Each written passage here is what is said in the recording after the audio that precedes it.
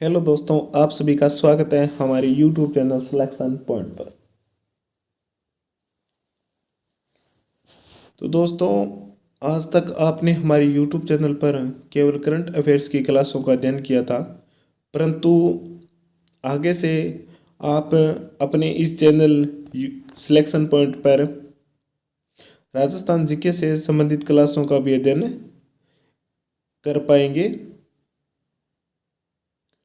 और राजस्थान जीके में सबसे पहले जो हमारी क्लास रहेगी वो राजस्थान के इतिहास से संबंधित क्लास रहेगी। और इन क्लासों में राजस्थान बोर्ड की जो किताबें थी पुरानी और वर्तमान में जो एनसीईआरटी की किताबें चल रही है उनसे ही नोट्स बनाए गए हैं। उसके अलावा अन्य किसी भी गाइड का इस्तेमाल नहीं किया गया है। हाँ, एक दवा मैं ये कह सकता हूँ कि इन नोट्सों में कुछ भी चीज़ पीछे नहीं छोड़ी गई है। आप इनका अध्ययन कर लेंगे तो आपको किताबें पढ़ने की कोई ज़रूरत नहीं रहेगी, क्योंकि इसमें वीडियो के अलावा हम जो पीडीएफ है वो भी हम शेयर कर देंगे आपको। ठीक है दोस्तों, और एक बात और ध्यान में रखना कि इस क्लास में ज़्यादा से ज़्यादा चीज़ को समझाने की कोशिश की गई है, सिर्फ फैक्ट नहीं रखे गए हैं, क्योंकि वो ज़माना गया जब परीक्षा में सिर्फ फैक्ट के प्रश्न पूछे जाते थे। अब किसी भी चीज़ का या कोई भी तथ्य हो, कोई भी ऐतिहासिक घटना हो, कोई भी भौगोलिक घटना हो, उसका विस्तार पूर्वक हमें अगर ज्ञान है तब भी हम किसी प्रश्न को हल कर पाएंगे और हमारा सिलेक्शन कर पाएंगे। ठीक है दोस्तों, तो चलिए हम पहले थोड़ा सामान्य परिचय कर लेते हैं कि 1949 से पूर्व राजस्थान नाम से किसी भी भौगोलिक इकाई का अस्तित्व नहीं था। इसका अर्थ है कि 1949 से पूर्व राजस्थान नाम 1949 से पूर्व राजस्थान नाम की कोई भी भौगोलिक इकाई नहीं थी। यानी कि जो राजस्थान भूभाग के लिए जो वास्तविक रूप से राजस्थान शब्द का प्रयोग हुआ है 1949 के बाद से किया गया था। उससे पूर्व राजस्थान का शब्द का प्रयोग नहीं किया जाता था। आगे चलते हैं। सर्वप्रथम जॉर्ज थॉम्स ने 1800 में अपनी पुस्तक military memoirs of mister George Thoms में इस भूभाग के लिए राजपूताना शब्द का प्रयोग किया था। इस भूभाग के लिए राजपूताना शब्द का प्रयोग किया था। यानी कि 1800 में जॉर्ज थॉम्स ने इस भूभाग के लिए यानी कि राजस्थान के भूभाग के लिए राजपूताना शब्द का प्रयोग किया था और अपनी पुस्तक military memoirs of mister George Thoms में किया गया था। और इस पुस्तक के बारे में एक बात और बता देता हूं मैं कि यह पुस्तक उनकी मृत्यु के उपरांत 1805 में प्रकाशन की गई थी। आगे चलते हैं कि 1829 में कर्नल जेम्स टोड, जो राजस्थान के एक इतिहासकार हुए हैं, जिन्होंने राजस्थान की विभिन्न रियासतों में जाकर उनकी ऐतिहासिक सांस्कृतिक घटनाओं का अध्ययन किया है, ने अपनी पुस्तक annals and antiquities of Rajasthan में इस भूभाग के लिए राजस्थान या राजस्थान शब्द का प्रयोग किया था। किस पुस्तक में? Annals and antiquities of Rajasthan में इस भूभाग के लिए किस शब्द का प्रयोग किया था? राजस्थान अर्थात राजस्थान शब्द का प्रयोग किया था। ठीक है दोस्तों, चलिए आगे चलते हैं। आज़ादी के बाद जब राजस्थान की विभिन्न रियासतों का एकीकरण हो गया था, तब 30 मार्च 1949 को 30 मार्च 1949 को इस भूभाग के लिए वास्तविक रूप से या सर्वसम्मति रूप से राजस्थान शब्द का प्रयोग किया गया था। चलिए आगे चलते हैं। और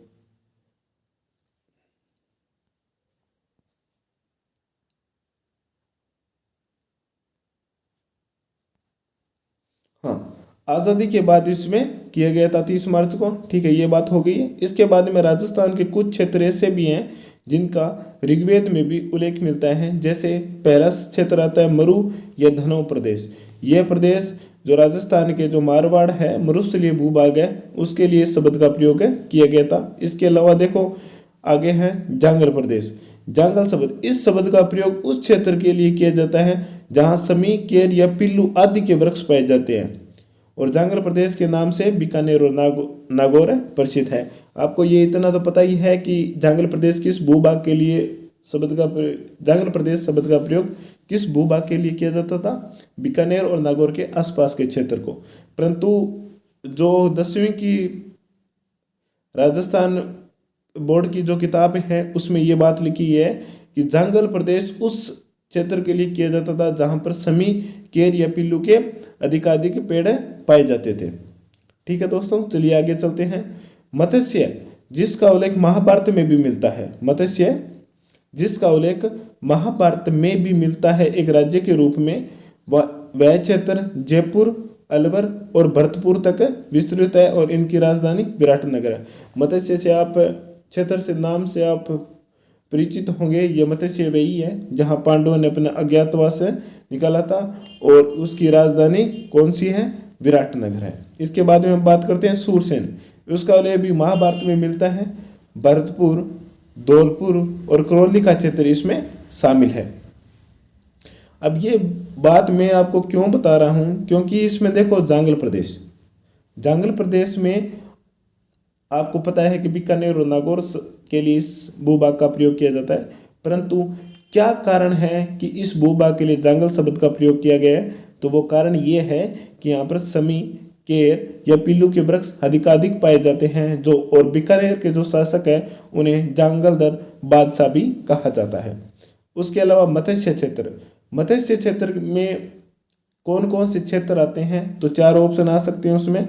जयपुर, अलवर, भरतपुर या धौलपुर आ सकता है, सवाईमाधोपुर आ सकता है। इसके अलावा तो इसमें जयपुर, अलवर और भरतपुर तीनों क्षेत्र इसमें शामिल हैं। एक बात मैं पुनः एक बार फिर से कहना चाहता हूं कि आप पूरा विश्वास कर लेना कि ये जो हैंड नोट्स बनाए गए हैं वो सिर्फ और सिर्फ राजस्थान बोर्ड की और एनसीईआरटी की जो वर्तमान में चल रही है उन किताबों से ही बनाए गए हैं और किसी से गाइड से नहीं बनाए गए हैं। ठीक है, चलिए आगे चलते हैं कि माही नदी के कांठे पर स्थित प्रतापगढ़ का भूभाग कांठल कहा जाता है। अब इस कांठल शब्द का अर्थ क्या है, माही नदी के किनारे को कांठे शब्द का प्रयोग किया जाता है किनारे के लिए, इसलिए प्रतापगढ़ का वह भूभाग जो माही नदी के किनारे पे है उसे कांठल शब्द का प्रयोग किया गया है। चलिए आगे चलते हैं। आगे का है कि 56 गांवों के समूह होने के कारण प्रतापगढ़ और बांसवाड़ा के मध्य का भूभाग 56 का मैदान कहलाता है। अब एक बार परीक्षा में ये पूछा गया था कि प्रतापगढ़ और बांसवाड़ा के भूभाग के लिए 56 का मैदान शब्द क्यों इस्तेमाल किया जाता है, तो इसके पीछे कारण यह था कि यह उसमें ऑप्शन था, एक तो 56 गाँव का, एक 56 नदी नालों का और 2 ऑप्शन अन्य थे। उनमें से ज़्यादातर लोग क्या करते हैं, 56 नदी नालों का, परंतु ऐसा नहीं है। इसका राइट आंसर यही होगा कि 56 गाँव का समूह होने के कारण प्रतापगढ़ और बांसवाड़ा के मध्य का भूभाग 56 का मैदान कहलाता है। चलिए आगे चलते हैं। और भैंसरोडगढ़ से लेकर बिजौलिया तक के पठारी भूभाग होने के कारण उसे ऊपरमाल का नाम से जाना जाता है। पठारी भूभाग क्या होता है, ऊंचाई में ऊंचा होता है, जिसके कारण उसे ऊपर वाले भाग और माल उस भूभाग को कहा जाता है जो खेती की दृष्टि से या खनिज की दृष्टि से उपयोगी है। इसलिए इस शब्द का प्रयोग किया गया है भैंसरोडगढ़ से बिजौलिया तक के भूभाग के लिए। चलिए आगे चलते हैं। और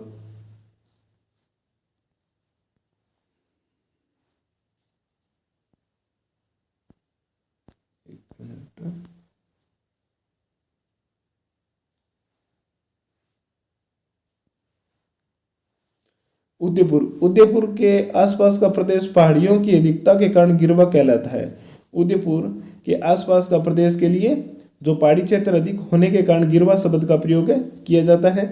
इसके अलावा जैसलमेर का प्राचीन नाम मांड भी मिलता है और अर्जुनयान शब्द है वो सूंग काल में हुआ था, जिसमें अलवर और भरतपुर का क्षेत्र शामिल था। ये थे हमारे राजस्थान के इतिहास के बारे में अध्ययन करने से पहले कुछ सामान्य बातें जो ज़्यादातर आपको पता है। एक बार इसे वापस देख लेना और इसमें क्या बातें बताई गई आपको ये चीज़ थोड़ा ध्यान में रख लेना। इसमें मुझे परीक्षा की दृष्टि से कुछ बातें ये उपयोगी लगती है, जैसे कि ये बात कि जांगल प्रदेश के लिए जांगल शब्द का प्रयोग क्यों किया जाता है, ये एक बार आरपीएससी के असिस्टेंट प्रोफेसर के इंटरव्यू में पूछा गया था कि जांगल प्रदेश की क्या कारण है कि उसके लिए जांगल शब्द का प्रयोग किया गया है। इसके अलावा मत्स्य पुराण, मत्स्य नामक क्षेत्र जनपद में कौन कौन से राजस्थान का भूभाग शामिल है। और इसके अलावा जैसे माही नदी, प्रतापगढ़ का वह भाग जो माही नदी के किनारे, उसके लिए कांठल शब्द का प्रयोग किया गया है। और इसके अलावा प्रतापगढ़ और बांसवाड़ा के मध्य जो 56 गांव का समूह है उसे 56 का मैदान कहा गया है। और ऊपरमाल का पठार हो गया भैंसरोडगढ़ से बिजोलिया तक के क्षेत्र। चलिए आगे चलते हैं।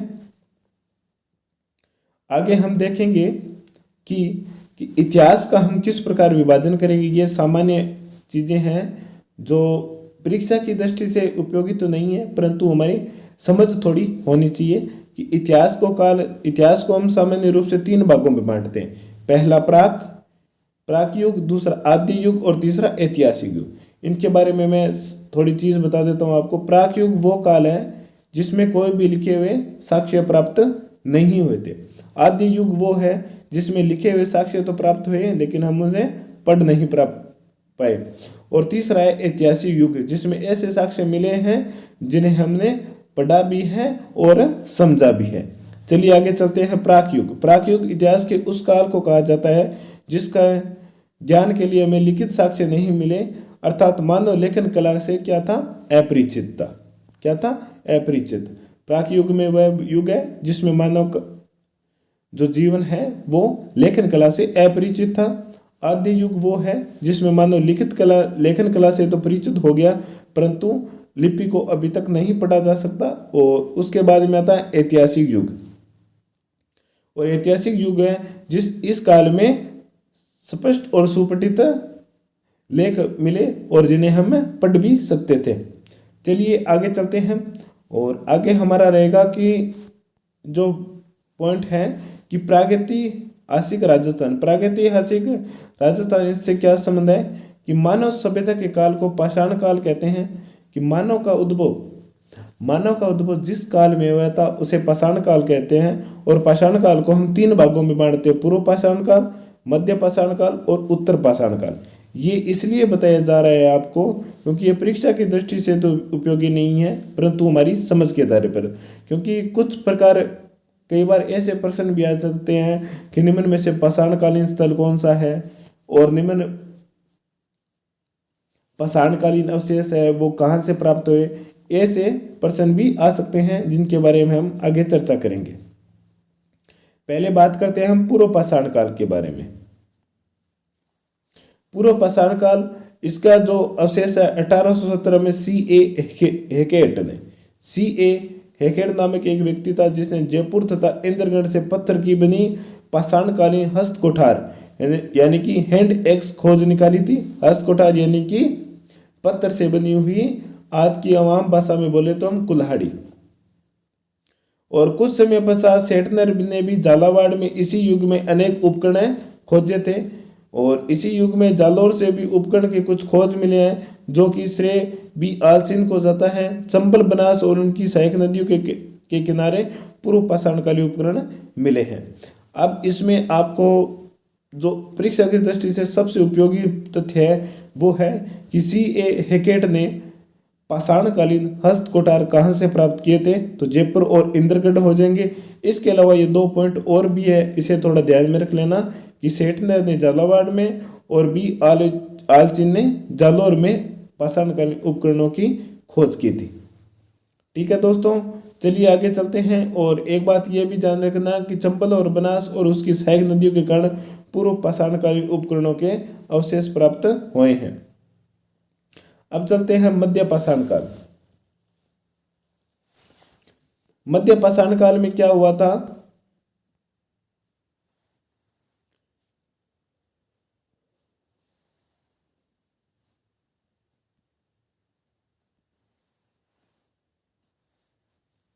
इस काल के उपकरण परिचय में राजस्थान में लूणी और सहायक नदी और उसकी सहायक नदी तथा चित्तौड़गढ़ की बेरथ नदी घाटी में मिलते हैं। यानी कि पूर्व पाषाण काल के जो उपकरण हमने चंबल और बनास नदी के तट के किनारे देखे थे, वहीं मध्य पाषाण काल के जो उपकरण है वे लूणी और चित्तौड़गढ़ की बेडस नदी के किनारे मिलते हैं। इस काल के जो उपकरण थे वो जेस्पर, एगेट, चैरट, कार्नेलियन और क्वार्टरजाइट और कैलेस्डोनी से बने हुए थे। और उपकरण जैसे blade, engraver, triangle, crescent, trapeze, scraper, pointer आदि थे।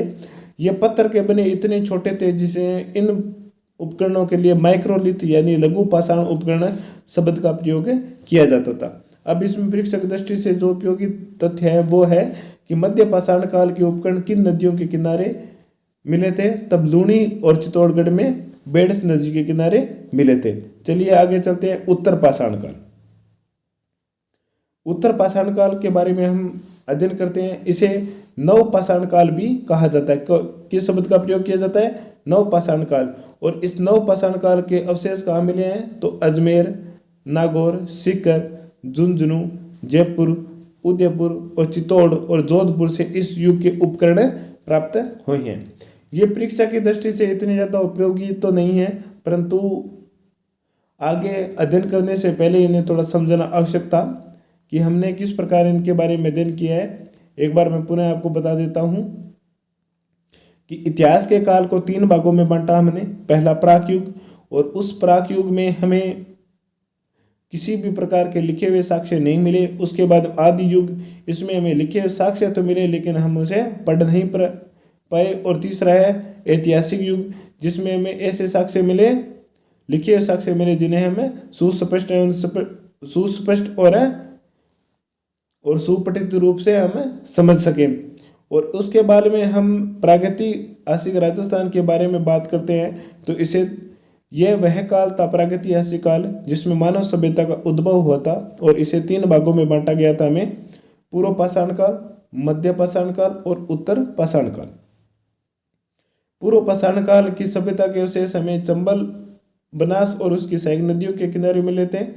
और इसमें जो महत्वपूर्ण प्रश्न था वो ये था कि C.A. हैकेट ने सर्वप्रथम पत्थर की बनी हुई पाषाणकालीन हस्तकुठार कहाँ से प्राप्त किए थे? तब हमारा राइट आंसर होगा इसमें जयपुर और इंद्रगढ़ से। इसके अलावा सेठ नगर था जिसने झालावाड़ में, और बी ओलसिन था जिसने जालोर में उपकरणों की खोज की थी। उसके बाद में आता है मध्य पाषाण काल, और इस काल में के जो उपकरण है वो राजस्थान में लूणी और उसकी सहायक नदी तथा चित्तौड़गढ़ में बेडस नदी के किनारे इस प्रकार के अवशेष मिले थे। और उसके बाद में आता है उत्तर पाषाण काल, जिसे नव पाषाण काल के नाम से भी जाना जाता है। ये थे हमारे राजस्थान के इतिहास के अध्ययन।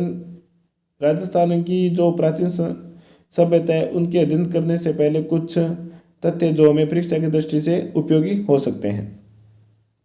अब कई बार सीधे से प्रश्न पूछे जाते हैं कि कौन सा स्थल ऐसा है जो ताम्र संस्कृति से जुड़ा है, कौन सा स्थल ऐसा है जो लोहे संस्कृति से जुड़ा है। इसके बारे में हम पहले देख लेते हैं थोड़ा कि ताम्रकालीन सभ्यता स्थल कौन से? गणेश्वर, जो सीकर में स्थित है। किस नदी के किनारे है ये?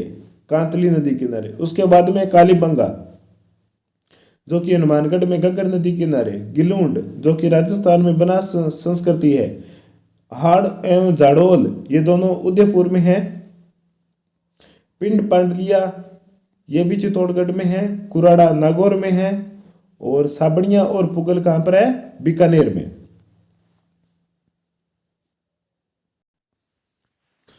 ठीक है। और इसके अलावा नंदलालपुरा, किराडेत और चीथवाड़ी, ये 3 सभ्यता स्थल है। कहाँ पर है? ये तीनों कहाँ पर है? जयपुर में है। परीक्षा की दृष्टि से उपयोगी है। नंदलालपुरा, किराडेत और चीथवाड़ी, ये तीनों सभ्यता कहाँ पर है? ये जयपुर में स्थित है। इसके अलावा एलाना, जो जालोर में है। बुड्ढा पुष्कर आपको पता है अजमेर में। कोल माहौली, ये भी परीक्षा की दृष्टि से उपयोगी है, जो कि कहाँ पर है? सवाईमाधोपुर में। इसके अलावा एक सभ्यता और है मलय, जो कहाँ पर स्थित है? भरतपुर में। इन सभ्यताओं के बारे में हमें ये पता होना चाहिए कि कौन सी सभ्यता कहाँ पर है।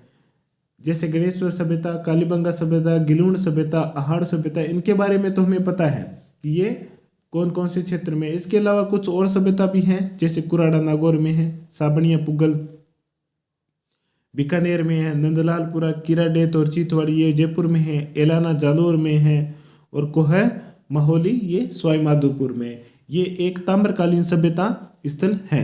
चलिए आगे चलते हैं। आगे हम बात करते हैं कि लोहे काल के जो सभ्यता स्थल है वो कौन कौन से हैं।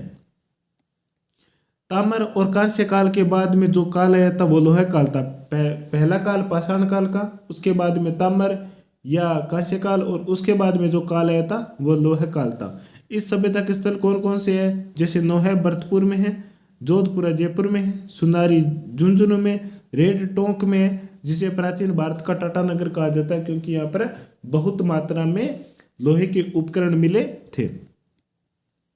लोहे से प्राप्त लोहे के अवशेष भारत में लोहे युग के प्रारंभ होने की सीमा रेखा निर्धारित करने के महत्वपूर्ण स्रोत हैं। कोई ज़्यादा इम्पोर्टेंट नहीं है, फिर भी आप ध्यान में रख लेना, क्योंकि मेरा मानना ये है कि राजस्थान बोर्ड की और एनसीईआरटी की जो भी किताबें हैं उन्हें लाइन टू लाइन गोट दो अगर परीक्षा में सफलता प्राप्त करनी है, क्योंकि एग्जामिनर कहीं से भी कुछ भी उठा सकता है। और जिन व्यक्तियों ने और जिन परीक्षार्थियों ने इन किताबों को गोट लिया, मैं दावे के साथ कह सकता हूं कि उसमें 100 में 100% उसका सिलेक्शन श्योर है, उसे कोई भी रोक नहीं सकता है। और ये जो हमारी क्लास है इसी को ध्यान में रखते हुए बनाई गई है, क्योंकि अभी परीक्षा का टाइम है और सभी के पास इतना टाइम है नहीं, तो इन नोट्सों के माध्यम से वो अच्छी प्रकार से राजस्थान की किताबें जितनी भी है जीके से संबंधित उन्हें अच्छी प्रकार से कवर कर पाएंगे।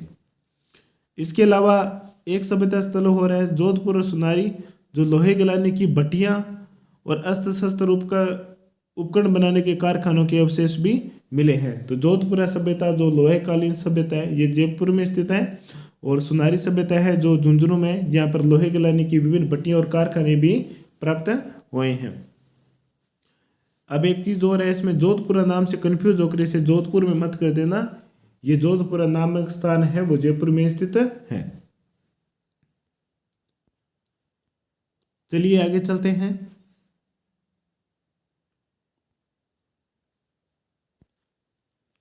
कि लोहे काल के पश्चात राजस्थान में स्लेटी रंग की चित्रित मृदबाण संस्कृति यानी कि PGW पेंटेड ग्रे वेयर का उदय हुआ।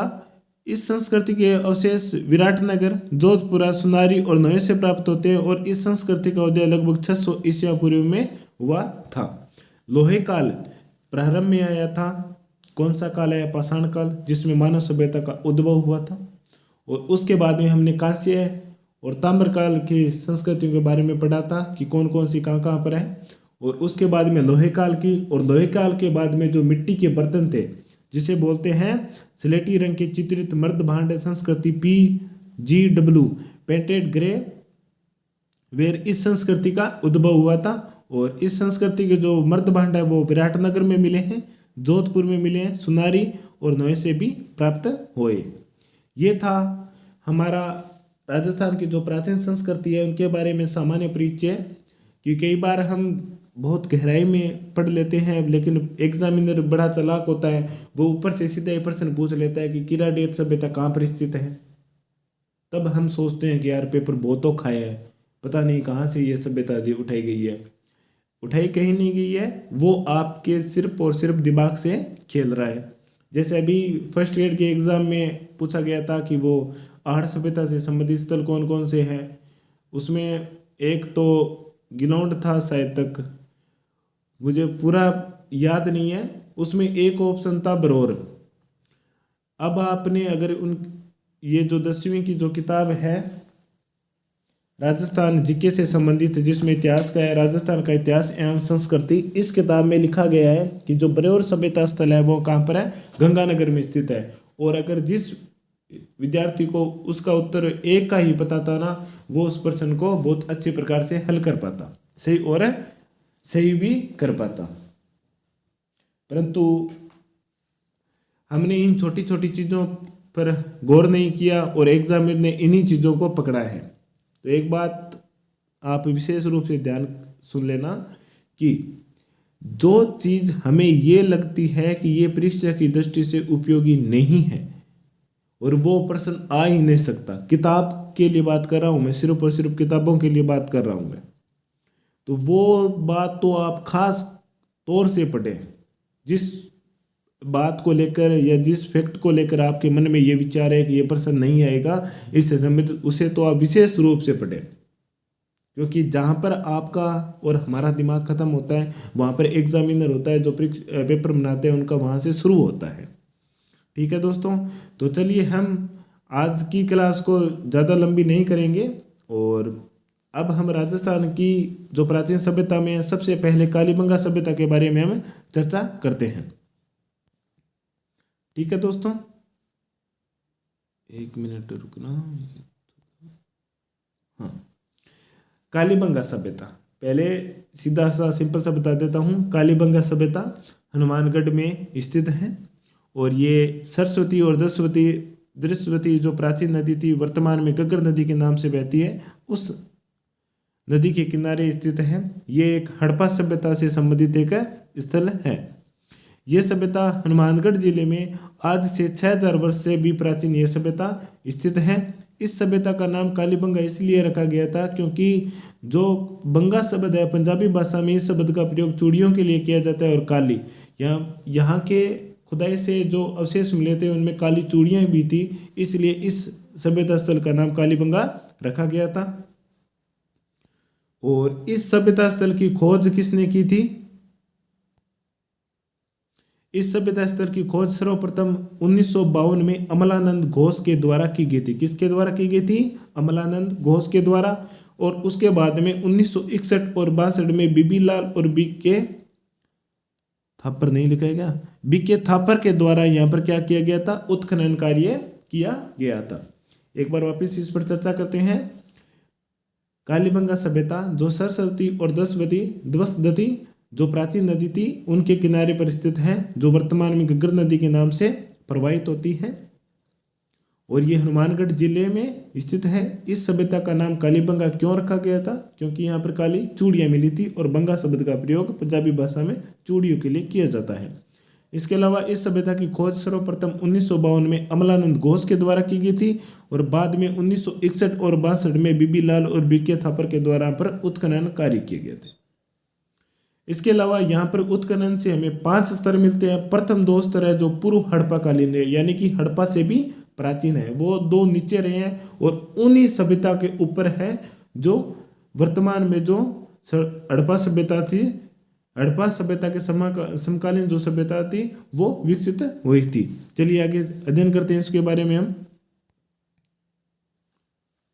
प्रथम 2 स्तर हड़प्पा से प्राचीन है, यानी कि उन्हें प्राक हड़प्पा या पूर्व हड़प्पा कालीन सभ्यता स्थल भी कहा जाता है। इसके अलावा जो तीसरा, चौथा और 5वां स्तर है वो हड़प्पा के समकालीन स्थल है।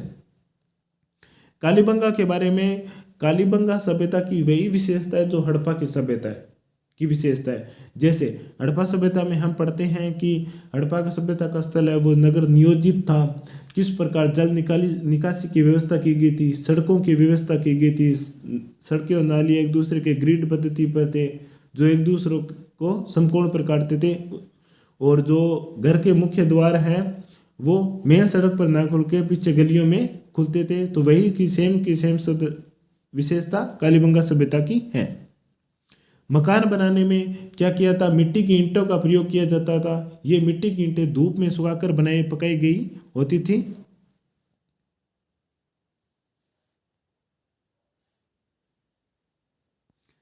आगे चलते हैं और यहाँ पर उत्खनन से जो मर्द भांड मिले हैं, अब विशेषताओं में कुछ भी पूछा जा सकता है कि यहाँ के जो मर्द भांड मिले थे वो रंग लाल रंग के थे और उन पर काली और सफेद रंग की काली और सफेद रंग की रेखाएं खींची गई थी। ये जो मर्दबांड है ये कालीबंगा, आहाड़ इन सभ्यता स्थल से मिले हैं जहाँ पर लाल रंग के या काले रंग के मर्दबांड मिले हैं जिन पर लाल या काली रंग की सफेद रेखाएं खींची हुई थी। यहाँ से जुते हुए खेत के साक्ष्य मिले हैं और ऐसा अनुमान माना जाता है कि एक साथ 2 फसलें बोई जाती है। या अपनी भाषाओं में हम बात करें कि जैसे एक ही सीजन में बोते हैं ना, एक जगह सरसों बो दी और एक जगह चना, या फिर एक यहाँ गवार या मोट। उसी प्रकार से यहाँ पर दोहरे जुते हुए खेत के साक्ष्य भी मिले हैं। इसके अलावा कालीबंगा से कब्रिस्तान भी मिला है और उसी कब्रिस्तान में शवदान की पद्धतियाँ यानी कि किस प्रकार वो शव का अंतिम संस्कार करते थे उनके बारे में जानकारी मिलती है। तथा इसके अलावा एक कंकाल की खोपड़ी भी मिली है जिसमें 6 छिद्र मिले हैं, जिससे प्रतीत होता है कि यहाँ पर मस्तिष्क शोथ बीमारी के इलाज का प्रमाण भी माना जाता है।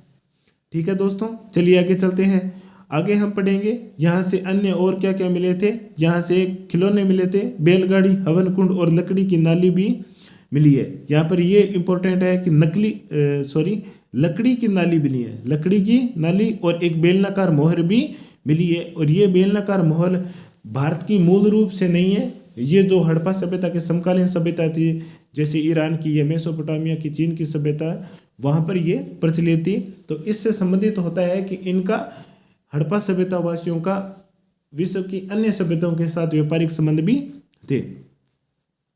चलिए आगे चलते हैं। यहाँ से प्राप्त खेत के साक्ष्य तीसरी सहस्त्राब्दी ईसा पूर्व के हैं।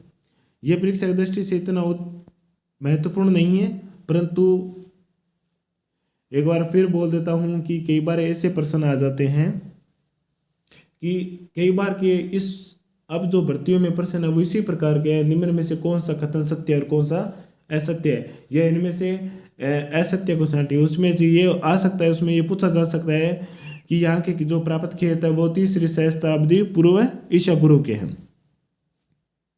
यहाँ से एक संदेव लिपि युक्त मर्दपात्र भी मिला है जिस पर ओवरलैपिंग की गई है। ओवरलैपिंग होने का मतलब होता है कि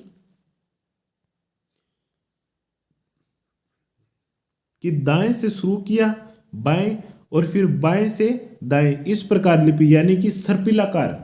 ओवरलैपिंग यानी कि उसमें कहीं पर भी रुकाव नहीं है। हम जो सामान्य कहाँ से बाएं से दाएं लिखते हैं, लेकिन जो हड़प्पाकालीन सभ्य लिपि थी उसमें दाएं से बाएं लिखा जाता था, फिर वापस दाएं से बाएं नहीं लिखा जाता था, दाएं से बाएं और बाएं से दाएं, दाएं से बाएं और बाएं से दाएं लिखा जाता था। यह शहर चारों ओर से मिट्टी की दीवारों से घिरा हुआ था, यानी कि हड़प्पाकालीन जो सभ्यता स्थल थे वो लगभग क्या है, दोहरे प्रकोष्ठ से सुरक्षित थे। उसी प्रकार जो कालीबंगा सभ्यता स्थल था वह भी दोहरे मिट्टी के प्रकोष्ठ से सुरक्षित था। इसमें हम देखें तो आगे हम चर्चा करेंगे, इसमें जो हड़प्पा पूर्व हड़प्पाकालीन स्थल था वो भी मिट्टी की दोहरे प्रकोष्ठ से घिरा हुआ था, वो रक्षा की दृष्टि से बनाए जाते थे।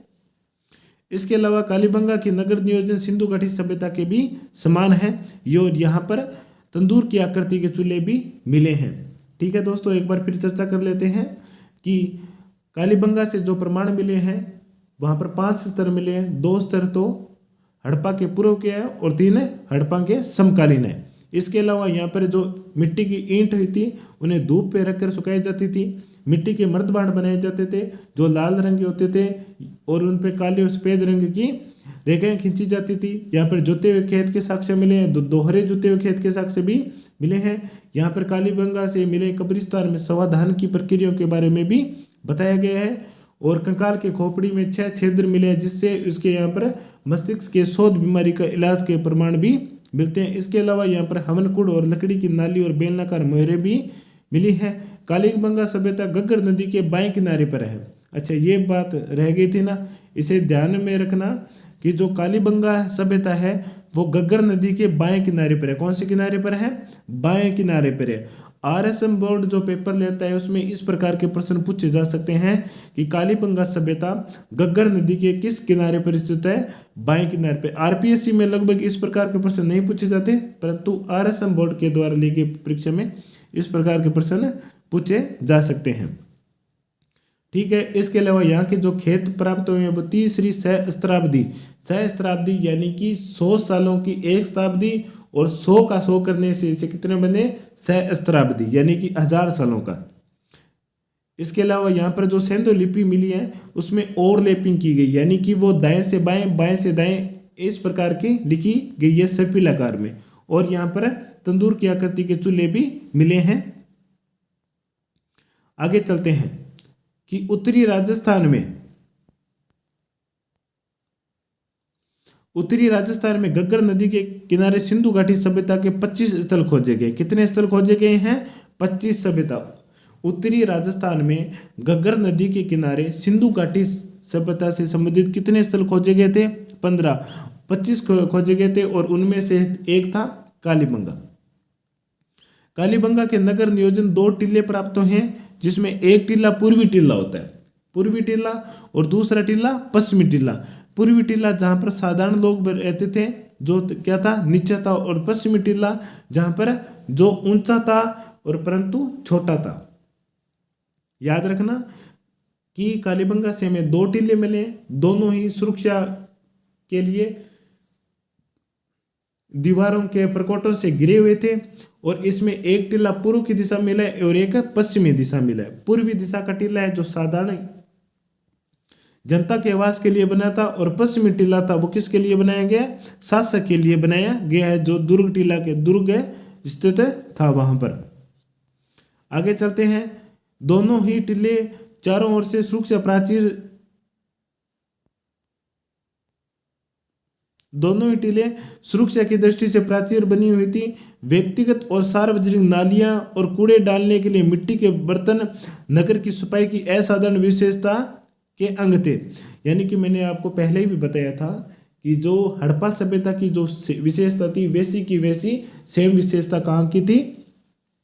कालीबंगा की सभ्यता की, क्योंकि यहाँ पर भी सार्वजनिक नालियाँ बनी हुई थी, सार्वजनिक कूड़ेदान बने हुए थे जहाँ पर कूड़े नाके जाते थे, शहर की सफाई की व्यवस्था की गई थी, सड़कें एक दूसरे के समकोण पर काटती थी, नालियों की भी उचित व्यवस्था की गई थी। और एक बात यहाँ पर ध्यान में रखना कि कालीबंगा से पानी की निकासी के लिए लकड़ी की ईंटों की नालियाँ बनी हुई थी, लकड़ी और ईंटों की नालियाँ भी बनी हुई थी। लकड़ी के हल भी कालीबंगा सभ्यता से मिले हैं, और एक इससे थोड़ा अलग बताते तो मिट्टी के हल, मिट्टी के हल हड़प्पा सभ्यता के किस स्थल से मिले हैं? तब उसका उत्तर होगा बनवाली, बनवाली जो कि हरियाणा में स्थित है। ठीक है दोस्तों, चलिए आगे चलते हैं। ये हड़प्पा सभ्यता से संबंधित कालीबंगा स्थल की कुछ विशेषता थी है, जिसके बारे में हमें थोड़ी चर्चा करें। इनके ये देखें तो परीक्षा की दृष्टि से उतने महत्वपूर्ण नहीं है, परंतु कई बार ऐसे 4-5 ऑप्शन दे देते हैं और इनमें से पूछ लेते हैं इनमें से असत्य या सत्य कौन सा है, तब ये हमारे लिए उपयोगी है। और कोई भी चीज़ है, जब याद करी हुई चीज़ ज़्यादा समय तक नहीं रहती, परंतु अगर उसी चीज़ को अगर हम समझ लें तो वह हमारे लिए काफ़ी समय तक हमारे दिमाग में रह सकती है। आगे चलते हैं। यहाँ ताम्र से बने कृषि के कई औजार भी प्राप्त हुए हैं। कालीबंगा सभ्यता भी ताम्रकालीन सभ्यता स्थल था, जिसका बारे में हमने पहले चर्चा की थी।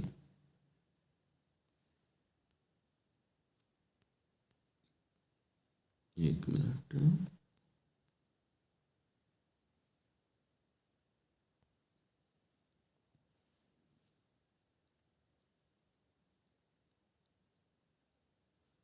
ठीक है, आगे देखते हैं। मृतकों के प्रति श्रद्धा और धार्मिक भावना का भी व्यक्त करने वाली 3 समाधियां भी कालीबंगा सभ्यता से मिली हैं। हमने जो कब्रिस्तान के बारे में पढ़ा था, उनकी समाधान तकनीकियों के बारे में पढ़ा था।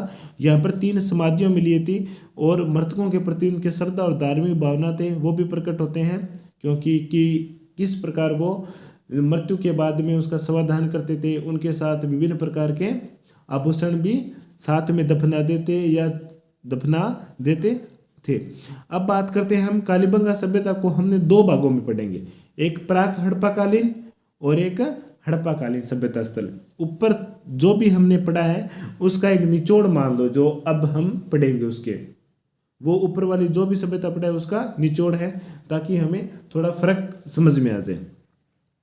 ये भी थोड़े इंपॉर्टेंट हो सकते हैं परीक्षा की दृष्टि से। चलिए हम बात करते हैं, इस पर जल्दी चर्चा कर लेते हैं हम। और पहला फैक्ट है,